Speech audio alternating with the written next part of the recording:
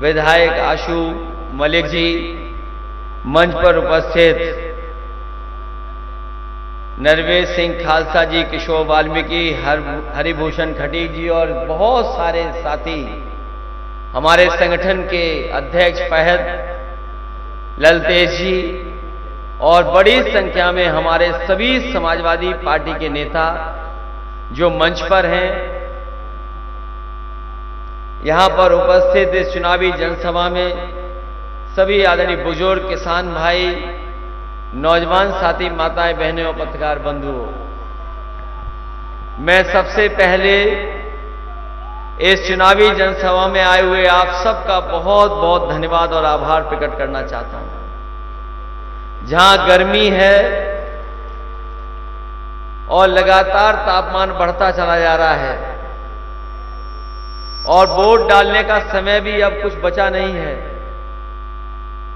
राष्ट्रीय स्तर से लेकर के प्रदेश स्तर के सभी नेता और काफी दलों के वरिष्ठ नेता आपके बीच में बहुत सारी बातें और अपना पक्ष रख चुके हैं। उसी बीच में हम सब लोग आपसे निवेदन और अपील करने आए हैं कि इंडिया गठबंधन के प्रत्याशी नौजवान साथी दीपक सैनी जी को अपना एक एक वोट देकर के इन्हें जिता करके लोकसभा में भेजने का काम करना, यही निवेदन, यही अपील मैं आप सबसे करने आया हूं। ये चुनाव 2024 का देश का विशेष परिस्थितियों में चुनाव होने जा रहा है। ये ऐसी परिस्थितियां हैं कि एक तरफ तो वो लोग हैं जो संविधान के रास्ते पर देश को चलाना चाहते हैं, दूसरी तरफ वो ताकतें दिखाई दे रही हैं जो संविधान से दिए हुए अधिकारों को एक एक कर करके हमसे अधिकार छीन रहे हैं। और ये लोकसभा का चुनाव अपने आप में अलग इसलिए है कि याद कीजिए, हमने और आपने किताबों में पढ़ा होगा कि एक बार इस धरती पर समुद्र मंथन हुआ था और समुद्र मंथन के बाद एक तरफ कौन था, दूसरी तरफ कौन था, आप जानते होंगे। इसलिए इस बार जो 2024 में ये संविधान मंथन होने जा रहा है, एक तरफ तो वो लोग हैं जो संविधान की रक्षा करना चाहते हैं और दूसरी तरफ वो लोग हैं जो संविधान के भक्षक हैं, संविधान को खत्म करना चाहते हैं। उनके बीच का चुनाव है। आपने विरोधी पार्टी के लोगों की भाषा सुनी होगी और जो सत्ता में हैं उनकी भाषा तो पता नहीं कहां से सीख करके आए हैं। उनकी अगर हम भाषा सुने तो ऐसा नहीं लगता है कि कोई ऐसे संविधान और जो संविधान की शपथ लेकर के बैठा है उसकी भाषा है। उनकी भाषा हमें और आपको डरा रही है, मौकों पर डराते हैं हमें और आपको। मैं आपसे कहना चाहता हूं, जो जितने बड़े पद पे हो उसको उतना ही विनम्र हो जाना चाहिए, तब हमारा लोकतंत्र मजबूत होगा, तब हमारा संविधान से हमें और आपको अधिकार मिलेंगे। कई बार लोग चर्चा करते हैं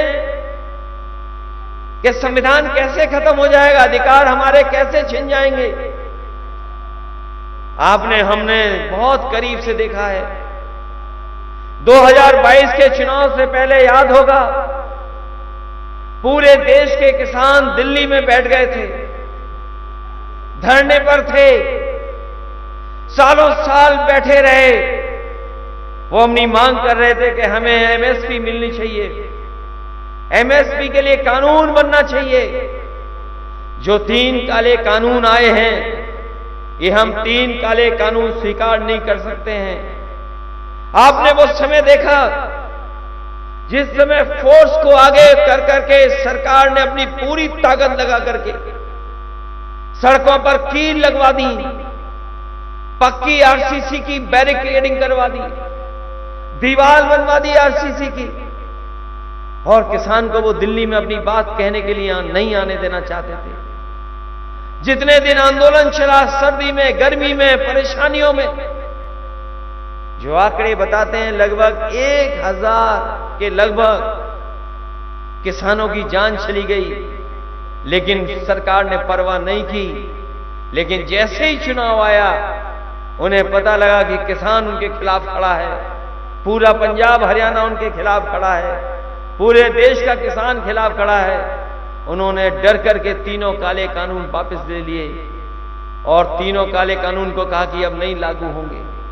सोचिए कभी ये लोग जो 400 पार का नारा दे रहे हैं, अगर 400 जीत गए तो बताओ काले कानून लागू होंगे कि नहीं होंगे? किसान भाइयों ये बताओ आप।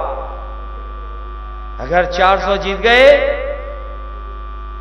तो हमारे आपकी खेती, खेत में पैदा होने वाली चीज, जितनी भी फसलें हैं, ये बड़े बड़े उद्योगपतियों के हवाले कर देंगे। अभी मैं सुन रहा था, देश के प्रधानमंत्री कह रहे थे कि हमने भंडारण तैयार करा दिया है, देश का सबसे ज्यादा, दुनिया का सबसे ज्यादा भंडारण किसानों के लिए, फसल के लिए तैयार करा दिया है। मैं आपसे कहना चाहता हूं, वो सरकारी भंडारण नहीं है, वो बड़े बड़े उद्योगपतियों के भंडारण हैं। वो आपकी फसल को, आपकी पैदावार को मनचाही कीमत पर खरीद करके बाजार में मुनाफा कमाने के लिए भंडारण बना रहे हैं।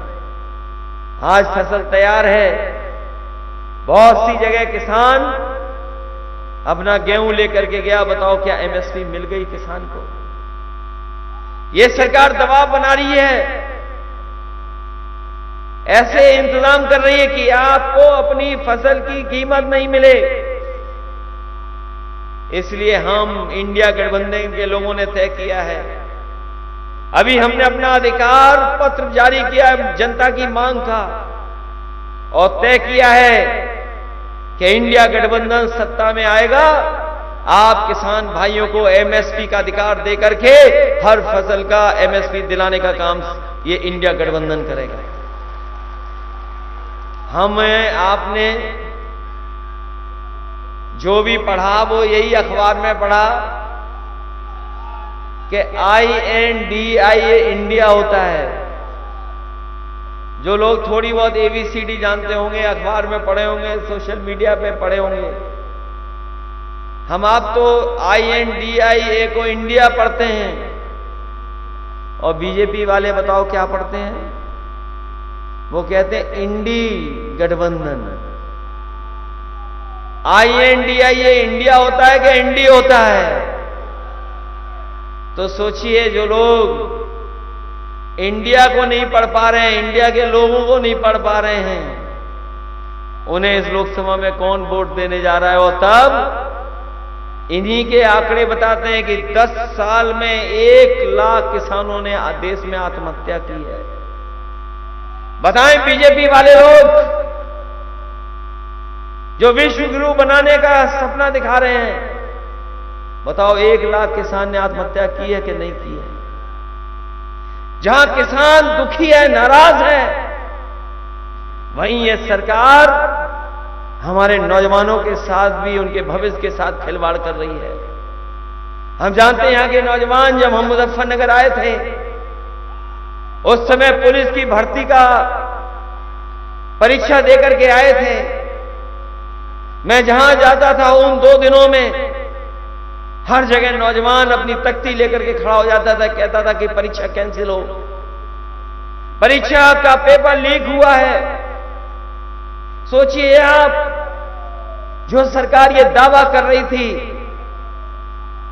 कि अब वो पेपर लीक नहीं हो सकता है, हम वर्ल्ड रिकॉर्ड बनाने जा रहे हैं पुलिस की भर्ती का, ऐसा इंतजाम किया है कि इंतजाम में कोई भी नकल नहीं कर पाएगा और सुरक्षित परीक्षा होगी।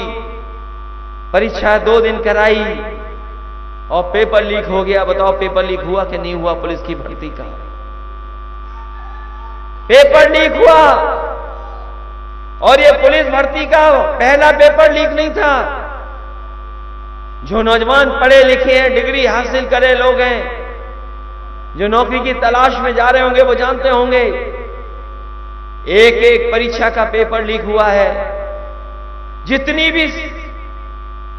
जितनी भी परीक्षा हुई है सरकार की, सब में पेपर लीक हो गया। यहां भी मुख्यमंत्री आए होंगे, देश के प्रधानमंत्री आए होंगे आसपास। क्या बताओ पेपर लीक के बारे में उन्होंने कुछ कहा? क्या पेपर लीक के लिए उन्होंने नौजवानों को कोई नौकरी की सलाह दी कि नौकरी मिलेगी उन्हें? कोई सलाह नहीं दी। पता नहीं देश के प्रधानमंत्री और मुख्यमंत्री को यही नहीं पता कि पेपर लीक हो रहे हैं। और कैसी सरकार है जो लीक हो रहे हैं, उसमें लीक कराने वाले बीजेपी के लोग हैं, परीक्षा कराने वाले बीजेपी के लोग हैं। और ये पेपर जानबूझ करके लीक करा रहे हैं क्योंकि ये नौजवानों को नौकरी न देनी पड़ जाए, इसलिए पेपर लीक हो रहा है। पेपर लीक इसलिए कराया जा रहा है जिससे नौजवानों को नौकरी न देनी पड़ जाए।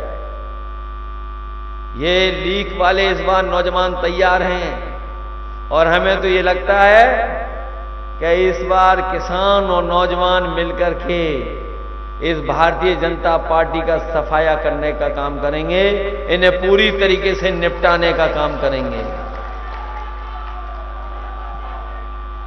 और हमने तो गणित बताया इन्हें, छात्र नौजवानों वाला, और आप लोग भी गणित समझ लीजिए।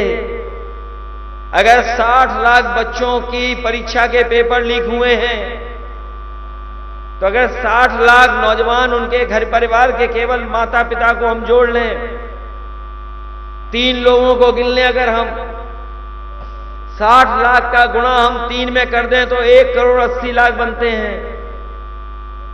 वो यही 1 करोड़ 80 लाख लोग जो उत्तर प्रदेश में हैं, जिनका परिवार प्रभावित हुआ है केवल परीक्षाओं के पेपर लीक से, और 80 लोकसभा से भाग दे दें तो हर लोकसभा में 2,25,000 वोट कम हुआ है। तो बताओ भारतीय जनता पार्टी कहां से 400 पार कर रही है? जब 80 में 80 हार रही है तो बताओ कहां से 400 पार हो रही है? ये 400 पार नहीं, इस बार किसान और नौजवान मिलकर के इन्हें 400 सीटें हाराने का काम करेगा। ये 400 हारने जा रहे हैं।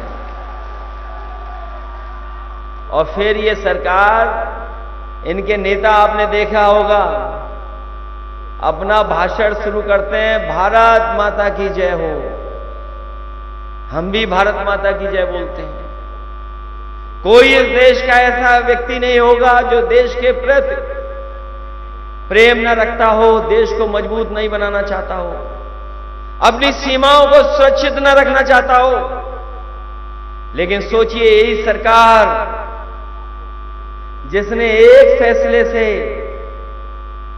फौज की भर्ती को, जो पूरे जीवन हमारा नौजवान नौकरी करता था, वर्दी पहन करके सम्मान पाता था, इस सरकार ने फैसला लिया और हमारी फौज की नौकरी को अग्निवीर में बदल दिया।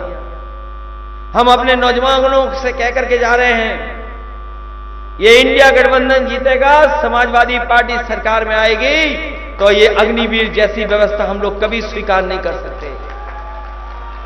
ये व्यवस्था खत्म होगी। और कभी कभी ये खाकी वर्दी वाले भी सोचते हैं, कुछ कुछ हमें डराते हैं हम लोगों को।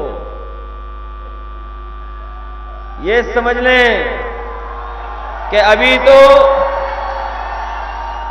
अभी तो दिल्ली वालों ने फौज की भर्ती 4 साल की कर दी। हो सकता है ये सरकार में आ गए और 400 जीत गए तो ये खाकी वालों की नौकरी 3 साल की हो जाएगी। बताओ 3 साल के बाद क्या करोगे? चल करके खेत में किसको रोकोगे? किसी को पता था? बताओ, किसी को पता था कि फौज की भर्ती 4 साल की हो जाएगी? बताओ, आप में से किसी को पता था क्या? हमारे ये पुलिस वाले बताएं जो सुरक्षा में लगे थे 60 लाख बच्चों की भर्ती कराने के लिए, ये सब ड्यूटी पे थे, क्या इनको पता था पेपर लीक हो जाएगा? ये सरकार ने पेपर लीक किया है और सरकार ने पेपर लीक कराया है। ये नौकरी नहीं देना चाहते हैं इसलिए पेपर लीक कराया है। और फिर बताओ चंदा वसूला गया, ऐसा चंदा किसी ने वसूला? हम और आप लोग कितने दिनों से राजनीति कर रहे हैं, किसी राजनीतिक दल ने कभी ऐसा चंदा नहीं वसूला होगा जैसा बीजेपी ने वसूल लिया। सोचिए, जो कंपनी मुनाफा ही नहीं कमा रही, जिन कंपनियों का मुनाफा कम है, टर्नओवर कम है, वो अपने मुनाफे से 4 गुना ज्यादा बीजेपी के खाते में पैसा जमा कर रहे हैं। कोई सोच सकता है कि 1000 करोड़ चंदा लिया जा रहा हो? क्या आप क्या कल्पना कर सकते हो कि 1000 करोड़ रुपए लिए जा रहे हो चंदे के? किसी से 500 करोड़, किसी से 600 करोड़, किसी से 200 करोड़। और ये बीजेपी वाले घूम घूम करके कह रहे थे कि वैक्सीन लगवा लो, वैक्सीन लगवा लो। बताओ, वैक्सीन वालों से इन्होंने पैसे वसूल लिए कि नहीं वसूल लिए? आपने सबने वैक्सीन लगवा ली होगी, तो अब तो हमारे जैसे हो आप भी। बताओ, चंदा वसूला इन्होंने कि नहीं वसूला? और ये जो आज महंगाई दिखाई दे रही है आपको, ये जो बाजारों में सामान लेने जा रहे हो, दवाइयां लेने जा रहे हो, ये आपके महंगाई इसलिए भी है कि इन्होंने चंदा वसूला है। जिन कंपनियों से चंदा वसूला इन्होंने, वही कंपनियां मनमानी मुनाफा कमा रही हैं। और मुनाफा कमाने की वजह से महंगाई है। 10 साल की अगर तुलना करोगे, महंगाई कहां पहुंचा दी आपकी? बताओ, महंगाई बढ़ गई कि नहीं बढ़ गई?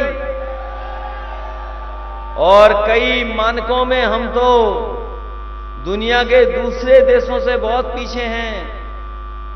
यही सरकार कहती थी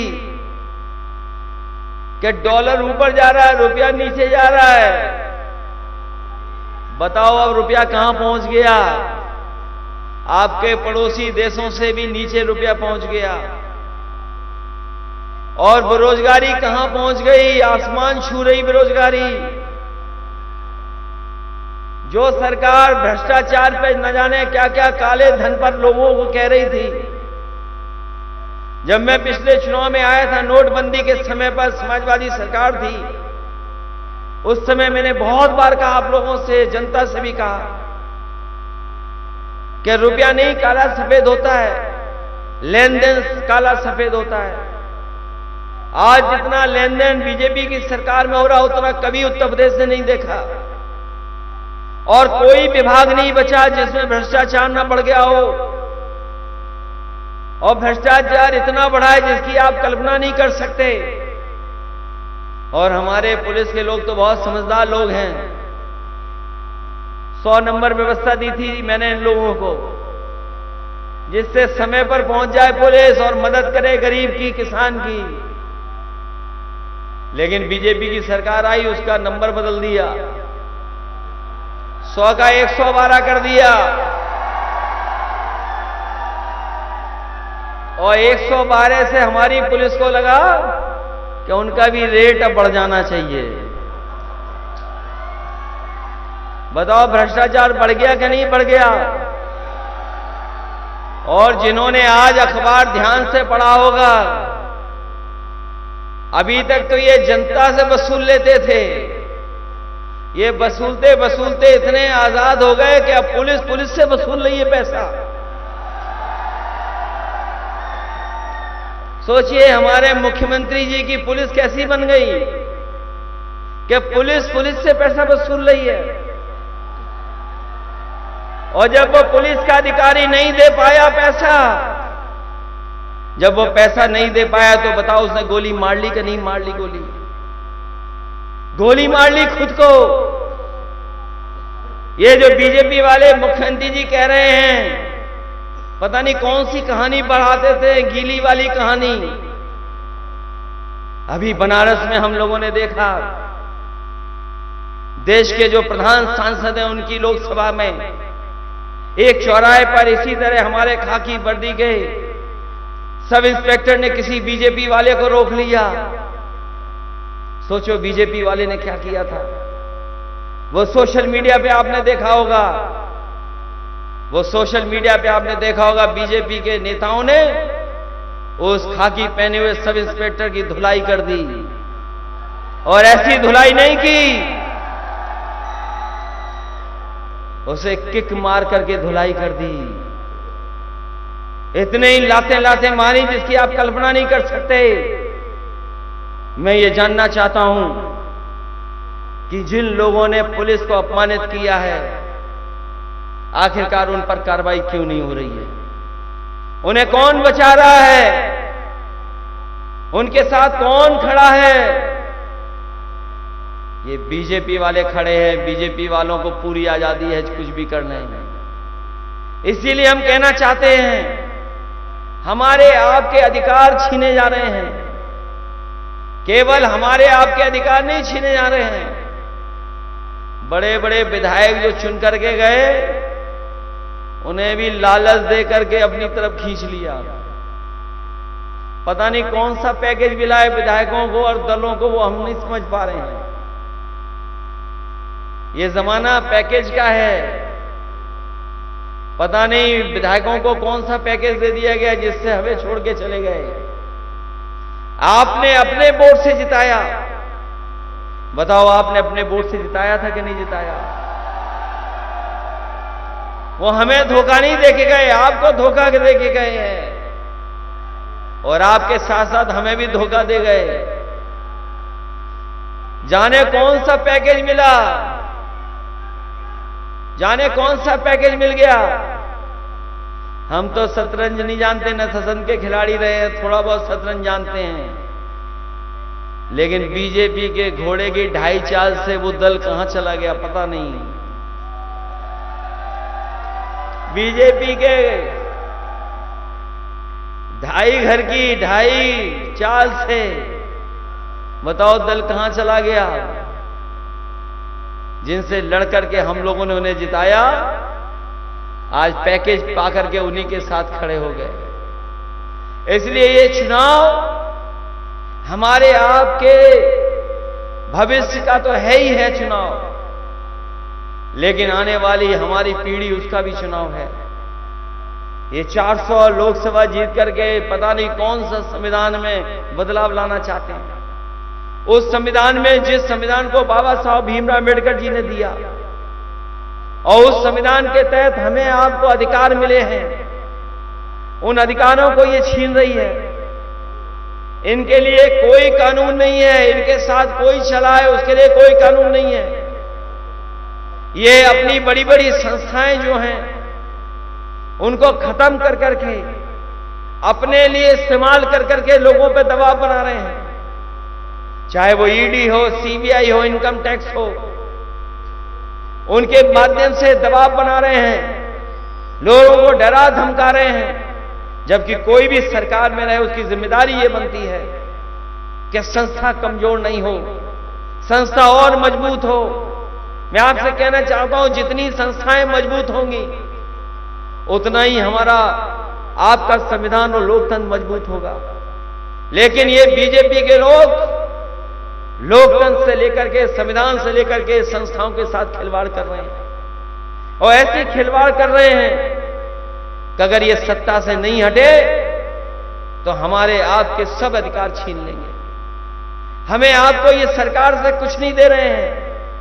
ना अस्पतालों में दवाई मिल रही, ना इलाज मिल रहा है, ना हमारे किसान को पैदावार की सही कीमत मिल पा रही है, ना हमारे नौजवान को नौकरी रोजगार मिल पा रहा है, ना ही हमारे मुसलमान भाई सम्मान के साथ जी पा रहे हैं। ये सबके साथ खिलवाड़ कर रहे हैं, सबके भविष्य के साथ खिलवाड़ कर रहे हैं। हमारे आपके पास लोकतंत्र में यही रास्ता है कि अपने वोट के अधिकार से इनको हम लोग हटाने का काम करें। बताओ, वोट से इनको हटाओगे कि नहीं हटाओगे आप लोग? हमारी आपसे अपील है कि इतनी लूट और झूठ किसी ने नहीं बोला होगा, इतनी लूट किसी ने नहीं की होगी, इतना झूठ किसी ने नहीं बोला होगा जितना भारतीय जनता पार्टी ने बोला। इन्होंने न जाने क्या क्या सपने दिखाए कि किसानों की आय दोगुनी हो जाएगी, करोड़ों को नौकरी मिल जाएगी, उद्योग लगेंगे, कारखाने लगेंगे। लेकिन 10 साल के बाद भी बताओ कितने घबराए हुए हैं, कितने घबराए हुए हैं। अगर 400 पार से और 400 सीटें जीत रहे होते तो क्या दिल्ली के मुख्यमंत्री को इन्हें जेल भेजना पड़ता झूठे मुकदमे लगा करके? बताओ ये घबराए हुए हैं कि नहीं घबराए हुए हैं? अगर 400 पार होते तो क्या झारखंड के मुख्यमंत्री पर झूठे मुकदमे लगा करके उन्हें जेल भेजना पड़ता? ये 400 पार वाले घबराए हुए हैं। ये उसी पहलवान की तरह घबराए हुए हैं, जब मैदान में कुश्ती हारने लगता है तो पहलवान न जाने क्या क्या करने लगता है। कुश्ती जीतने के लिए न जाने क्या क्या हथकंडे अपनाता है। इसलिए आप सबसे हम अपील करने आए हैं, ये हमारे पश्चिम की जो हवा चल रही है, जो इस इलाके से हवा चल करके जा रही है, ये परिवर्तन की हवा चल रही है। और इसलिए परिवर्तन की हवा चल रही है क्योंकि इस बार पीडीए के लोगों ने मन बना लिया है कि इन भारतीय जनता पार्टी को पूरी तरीके से सफाया करेंगे। अगर उनके पास एनडीए परिवार है, अगर उनके पास एनडीए परिवार है तो हमारे आपके पास पीडीए परिवार है, पीडीए परिवार है। और पीडीए परिवार इतना बड़ा है कि अगर वोट डाल देगा पीडीए परिवार मिलकर के तो दीपक सैनी ऐतिहासिक वोटों से जीत करके जाएंगे बिजनौर लोकसभा से। और बिजनौर लोकसभा के हमारे जितने वोटर हैं उनकी जिम्मेदारी इस विधानसभा को तो जिताने की है ही है, लेकिन इस बार तो पूरा उत्तर प्रदेश जान गया, अब तो सब जान गए कि मुजफ्फरनगर भी समाजवादी पार्टी जीत रही है, कैराना भी जीत रही है समाजवादी पार्टी। आपके आगे चले जाओ, नगीना से लेकर के और मेरठ जो दूसरे चरण में वोट पड़ने जा रहा है, बागपत तक समाजवादी पार्टी जीत रही है। और जो लोग हमारे साथ रुपया बन गए थे वो घोड़े की 2.5 चाल से किधर गिरे जाकर के किसी को नहीं पता। इसलिए हम आपसे विशेष अपील करने आए, निवेदन करने आए हैं कि हमारे दीपक सैनी जी नौजवान साथी हैं, इनकी मदद करना, आप लोग सहयोग करना, इनका एक एक वोट इनको दिलाने का काम करना। इनकी मदद करोगे आप सब लोग? ये जीतेंगे तो संविधान की मदद होगी, बचाने का काम होगा। और इस बार तो उत्तर प्रदेश में ये इंडिया गठबंधन कमाल करने जा रहा है। परिणाम भी कुछ नए आने जा रहे हैं, नए। ये बीजेपी के लोग घबराए हुए हैं क्योंकि यूपी के लोग जब स्वागत करते हैं तो अच्छा स्वागत करते हैं, लेकिन जब विदाई करते हैं तो बहुत धूमधाम से विदाई होगी इनकी। जो लोग 14 में आए थे 24 में चले जाएंगे, पता नहीं लगेगा कहां चले गए हैं। इसलिए मदद करिए और एक एक वोट साइकिल के चुनाव पर देना, यही निवेदन, यही करने में आपसे आया। बहुत बहुत धन्यवाद। और अपने साथ जो ललितेश जी और जो दूसरे साथी समाजवादी पार्टी में शामिल हो रहे हैं, सचिन और उनके साथ जो सभी साथी आ रहे हैं, मैं इन सबका बहुत बहुत धन्यवाद और आभार प्रकट करता हूं। इनके आने से समाजवादी पार्टी के नेता कार्यकर्ताओं का जहां मनोबल बढ़ेगा, वहीं हम लोग जीत के ही तरफ भी बढ़ रहे हैं, उसमें हमारी जीत का फासला और बढ़ेगा। इन्हीं शब्दों के साथ हम अपने सचिन जी का और ललितेश जी का बहुत बहुत स्वागत और बधाई देते हैं कि इनके आने से समाजवादी पार्टी और मजबूत दिखाई दे रही है। बहुत बहुत धन्यवाद। यहाँ आ जाओ, आ जाओ।